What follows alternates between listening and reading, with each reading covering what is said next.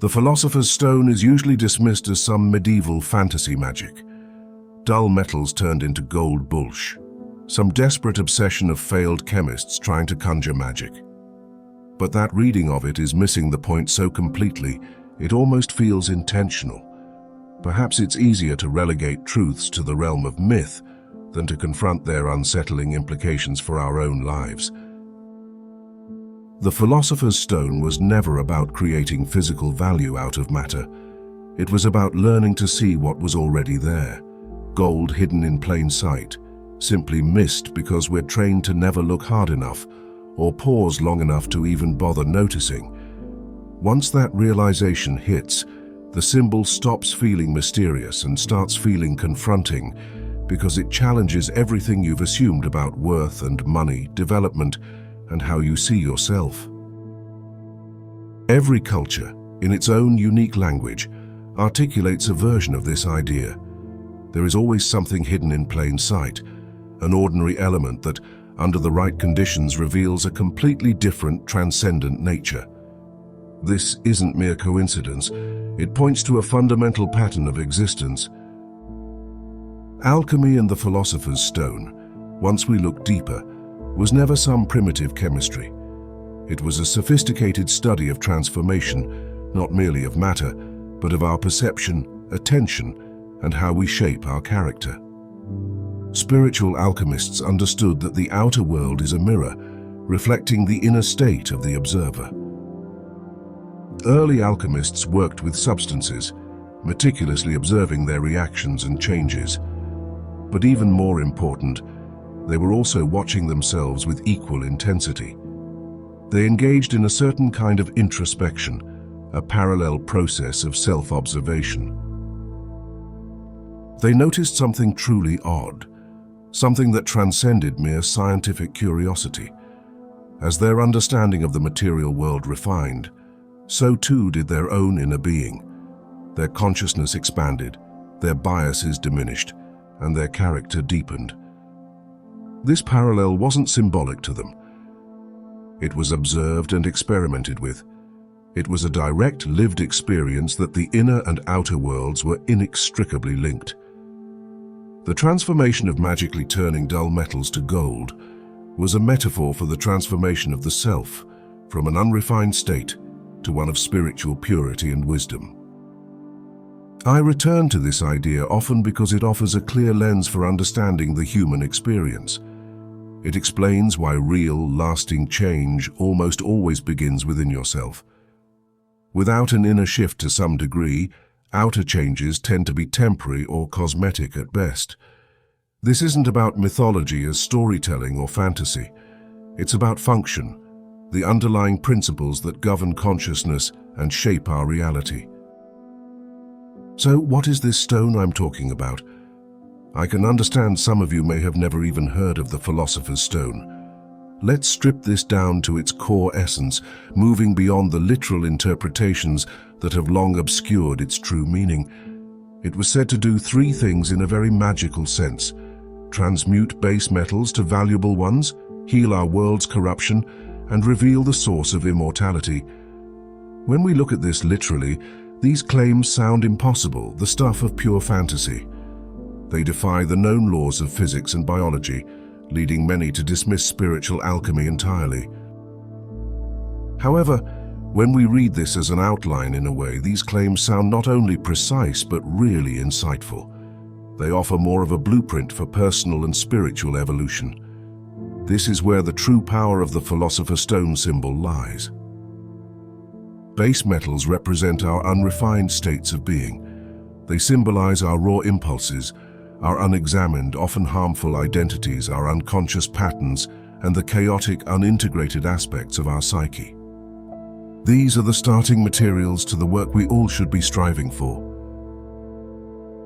Gold in this context was never about monetary value. It was a symbol of stability and consistency.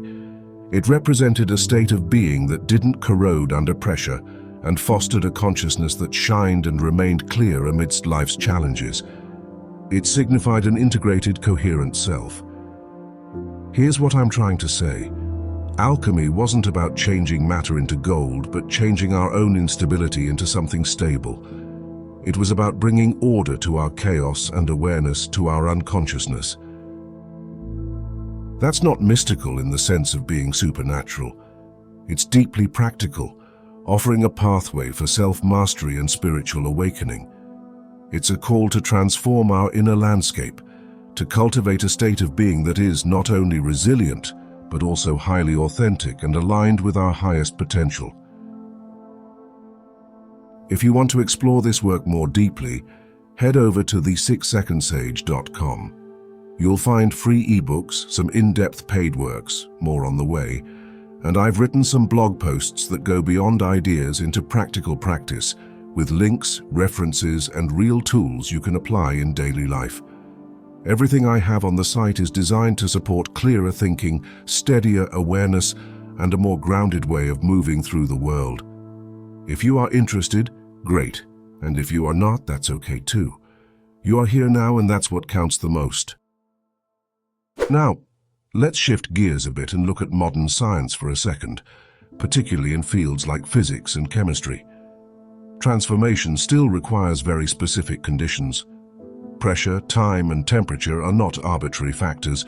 They are essential catalysts and are a very real part of our world. Nothing changes just because you wish it to. There are fundamental laws governing all things, even when it comes to mysticism. The human brain, our very organ of consciousness, works in a remarkably similar way. Neural pathways, the architecture of our thoughts, behaviors, and habits, do not reorganize through intention alone. They change through sustained attention, repetition, and often through the friction of effort. This is neuroplasticity in action. Change is always shaped by guiding constraints, regardless of the field we are working in. Alchemy, in all its wisdom, understood this principle long before any fancy fMRI machines, a machine that can scan blood flow in the brain, and neuroscience came along. The alchemists back in the day intuitively grasped that transformation, whether of matter or mind, is an active process requiring specific internal and external conditions. They recognized that the stone wasn't a substance to be found, but a state to be cultivated. The stone itself was not a physical object. It was a state of being, a configuration of consciousness where transformation becomes not just possible, but inevitable. It was the culmination of a rigorous process of refinement, both internal and external. The thing to understand here is that nothing truly transforms unless the system holding it becomes stable enough to survive the change. Meditation is just one of many ways we can achieve this. Without this foundational stability, any attempt at transformation will lead to collapse or regression. This applies pretty much universally. To chemistry, where elements must be stable enough to react. To psychology, where the ego must be robust enough to integrate new insights. And to identity, where the self must be coherent enough to evolve without fragmenting. Think of that friend who doesn't come down from the clouds.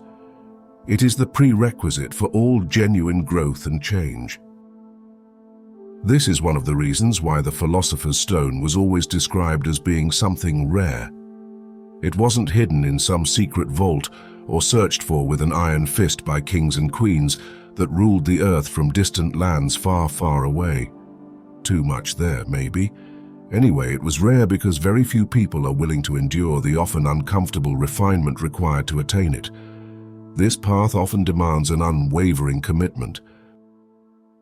Alchemy called this arduous journey the Great Work, or Magnum Opus. We will be opening this subject up more as we continue our journey. There is a lot to explain with the Magnum Opus. Not because it was grand in a flashy sense, but because it was slow, meticulous, and demanded everything from the practitioner. It was a lifetime's endeavor, a continuous process of self-purification, just like it is today. You can't rush it. Impatience spoils the delicate balance of the process. You can't fake it. Superficial efforts end up yielding no genuine transformations. And shortcuts, as tempting as they might be, destroy the integrity of the entire process you're trying to achieve, leading inevitably to failure. The stone, therefore, did not appear as an external gift or a lucky discovery. The stone appeared only when the spiritual alchemist himself changed, when their consciousness had been purified and their being had been integrated. It was a reflection of their inner state, a manifestation of their perfected self. Think about it like this for a minute. The stone was never something we were supposed to find in the physical sense. It was something we arrived at. It marked the completion of one's inner journey, shaped by sustained self-work, constant honest introspection, and the slow refinement of your inner world to ensure a prosperous outer world. Not a prize handed to you, but a state you grow into through conscious evolution. When you reach that state, something subtle but undeniable begins to happen. The world starts responding differently to you, not because the world has changed, but because you have. Your perception seems to sharpen, your reactions shift, and your way of engaging with reality becomes more deliberate, more grounded, and more coherent. Here's the part most people don't really like, but it's just the way of it. If the Philosopher's Stone is real in any meaningful sense, which I believe it is, it doesn't give us power over the world. It gives us a deeper responsibility within it. Once we begin to see clearly, we are even more accountable for our thoughts, our actions, and our presence in the world as we move through it, and there's no returning to ignorance after that. When you achieve this state of inner coherence, stability replaces chaos in your inner world. Clarity replaces craving, allowing you to see through illusions and make choices aligned with your true self. Integrity replaces impulse, guiding your actions from a place of deep authenticity. This doesn't feel magical in the way a fairy tale might suggest. It feels demanding, requiring constant vigilance and conscious effort. It asks for a continuous commitment to truth, self-awareness, and ethical action. It is a path of profound self-mastery, not external domination. Which is precisely why the myth of the Philosopher's Stone survived, captivating our imaginations. But the actual practice, the great work, faded into obscurity. People wanted the gold, the external reward, the easy solution. They didn't want the coherence, the inner discipline, the arduous journey of self-transformation. But we can see that starting to change. We can see people are beginning to search and learn once again. This is good news. I am very happy about this. But know this as you head to bed or begin your day. The symbol itself has never changed. Its inherent meaning remained constant, a timeless beacon of truth. Only our reading of it did, distorted by our desires for external power rather than internal liberation. The stone is waiting for everyone patiently, for those willing to truly go after it. The Philosopher's Stone isn't lost, it's simply misunderstood. It is not an artifact of a bygone era, but a living principle, eternally present. It is what happens when our attention becomes refined enough to stop fragmenting reality, to perceive the interconnected web of all things. Unfortunately, our world is made of distractions that make this difficult. I completely understand this. But it is the state when identity stabilizes, rooted in an authentic self rather than some external validation. It is when intention aligns with purpose, creating a powerful synergy between our thoughts and our actions.